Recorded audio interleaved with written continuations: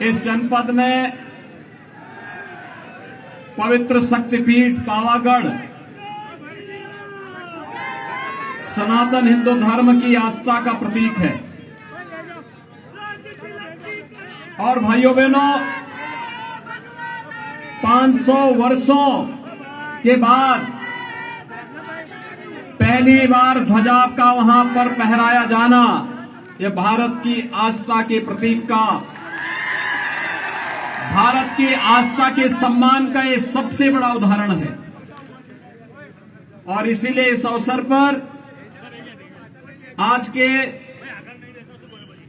इस road show कार्यक्रम को आप लोगों ने जो उत्साह दिखाया है, मैं इसके लिए आप सभी गोधरावासियों का हृदय से अभिनंदन करते हुए इस धरा को कोटि कोटि नमन करता हूं। भाइयों बहनों, गुजरात विपरीत परिस्थितियों से जूझते हुए आगे बढ़ा है, देश को एक नई प्रेरणा दी है। नेतृत्व विषम परिस्थितियों में नेतृत्व देने की क्षमता अर्जित किया है। और ये पहली बार हुआ है गुजरात की धरा ने देश की आजादी के महानायक राष्ट्रपिता महात्मा गांधी थे, तो भारत की धरती के एकीकरण के शिल्पी लौह पुरुष सरदार वल्लभ भाई पटेल भी इसी धरा धाम की, इसी माटी की देन है। भाइयों बहनों, सरदार साहब के दृढ़ इच्छा शक्ति के सामने जूनागढ़ के नवाब को नाक रगड़नी पड़ी थी।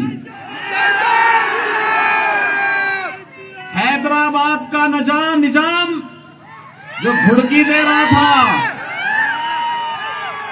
उसको भी हैदराबाद रियासत को भारत गणराज्य का हिस्सा बनाना पड़ा था, अन्यथा उसने पहले ऐलान कर दिया था हम भारत गणराज्य में शामिल नहीं होंगे। सरदार साहब ने कहा था कि ठीक है, चिंता मत करो, मैं वहीं आके इसको शामिल करवा लेता हूं। भाइयों बहनों, जब कांग्रेस की भ्रष्ट विश्वासघाती राजनीति ने देश की जनता के सामने अव्यवस्था और अविश्वास का माहौल पैदा किया, तब गुजरात ने ही आज के यशस्वी प्रधानमंत्री श्री नरेंद्र मोदी जी को देश की कमान सौंपने की व्यवस्था दी थी। और भाइयों बहनों, आज आप सब जानते हैं, हर गुजरात का वासी और हर भारतवासी इस पर गौरव की अनुभूति करता है कि भारत के यशस्वी प्रधानमंत्री श्री नरेंद्र मोदी जी जिस विश्वास के साथ देश का नेतृत्व कर रहे हैं, वह न केवल वैश्विक स्तर पर भारत की प्रतिष्ठा को बढ़ा रहा है, बल्कि एक सुरक्षित समृद्ध भारत की परिकल्पना को साकार करने के लिए निरंतर उनके द्वारा नित नए प्रयास किए जा रहे हैं। आज देश अपनी आजादी का अमृत महोत्सव मना रहा है। भाइयों बहनों, आजादी के अमृत महोत्सव वर्ष में इससे बड़ी गौरव की बात क्या हो सकती कि हर भारत के घर, भारतीय के घर में प्रधानमंत्री मोदी जी ने भारत के आन मान शान के प्रतीक तिरंगा को उसके घर में फहराने का काम किया और देश की आजादी के अमृत महोत्सव में प्रत्येक नागरिक को शामिल किया। ये प्रधानमंत्री मोदी जी के नेतृत्व की क्षमता का परिणाम है कि जो ब्रिटेन 200 वर्षों तक भारत पे शासन किया था, उस ब्रिटेन को पछाड़ करके भारत दुनिया की 5वीं बड़ी अर्थव्यवस्था बन गया है।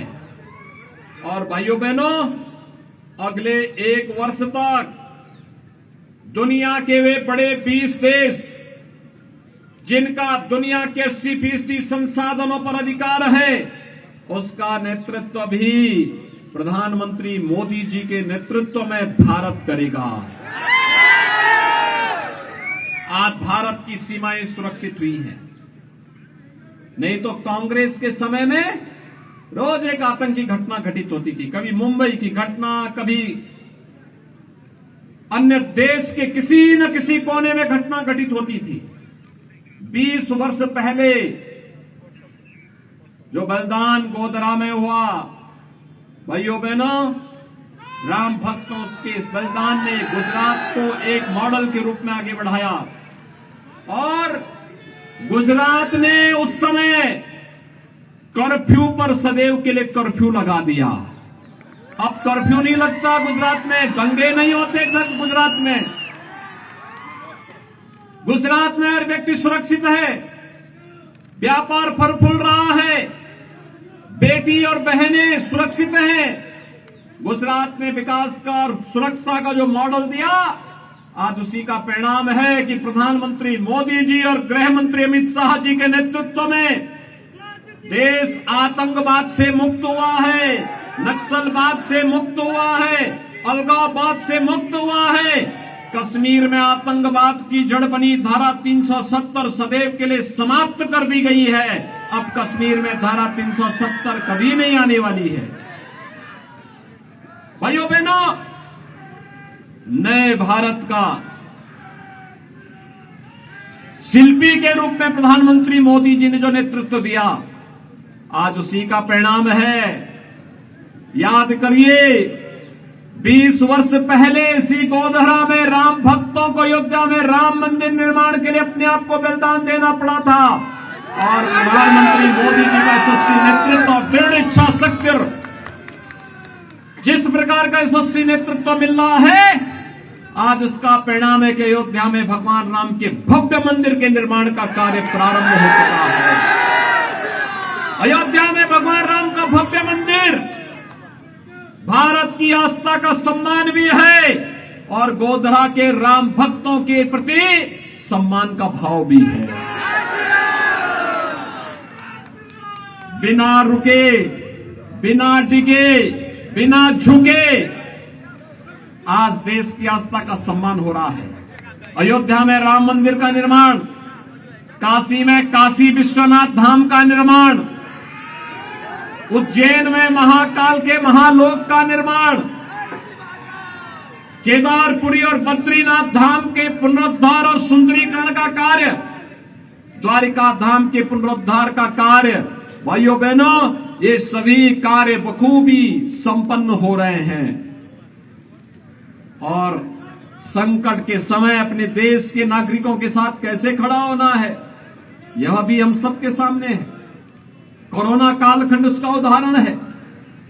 कोरोना कालखंड में भाइयों बहनों, फ्री में टेस्ट, फ्री में उपचार, फ्री में वैक्सीन, 80 करोड़ लोगों को फ्री में राशन की सुविधा ये प्रधानमंत्री मोदी जी ने दिया।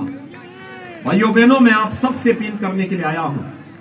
सारे सर्वे कह रहे हैं गुजरात में फिर से भाजपा की सरकार आ रही है। सारे सर्वे कहते हैं, लेकिन जीत ऐसी होनी चाहिए जो हर सीट पर छक्का दिखाई दे। जीत सामान्य नहीं, असामान्य होनी चाहिए। जो लोग आपकी सुरक्षा के लिए, आपके सम्मान के लिए, आपकी समृद्धि के लिए बैरियर बने हुए हैं, इन सबको हटाइए। अब केवल कमल ही कमल खिलना चाहिए। आप सभी सहमत हैं? सभी सहमत हैं? क्या कांग्रेस या आम आदमी पार्टी अयोध्या में राम मंदिर का निर्माण करा पाती? क्या कश्मीर से धारा 370 को लोग हटा पाते? भाइयों बहनों, ये तो देश के विकास के बैरियर हैं, इनसे कोई उम्मीद मत करिए। और इसीलिए मैं आज विशेष रूप से गोधरा में आया हूं आप सबसे अपील करने के लिए। गोधरा परिवर्तनकारी धरती है और गोधरा ने जब एक बार संकल्प ले लिया तो अयोध्या में भी राम मंदिर का निर्माण हो गया। अगले वर्ष के अंत तक भगवान राम का भव्य मंदिर का निर्माण हो जाएगा। इतना भव्य मंदिर का निर्माण भाइयों बहनों, वह भारत का राष्ट्र गौरव का प्रतीक बनेगा। और इसलिए आज मैं आप सबके पास इसी विश्वास के साथ आया हूं, हर बीमारी, हर मर्ज का उपचार हम लोगों के पास है